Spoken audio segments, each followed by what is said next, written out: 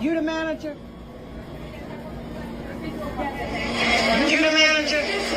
Yes, what was the reason for the young lady coming for an appointment?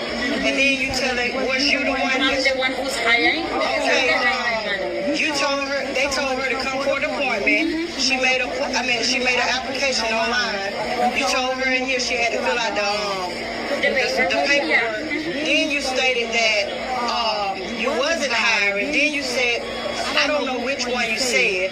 You was hiring. Then you said she had to work every weekend. Let me tell you something. Do you want ICE to come in here? Okay. Because you is no. Ain't no you. You are discriminating. Yes, you are. Yes, you are. Look who all in here. Your people. You are discriminating. Yes, you are. Yes, you are. Because you asked her. Yes, I can let you. Okay, all right. So, can we step up? Because, you're screaming and then... It don't matter how.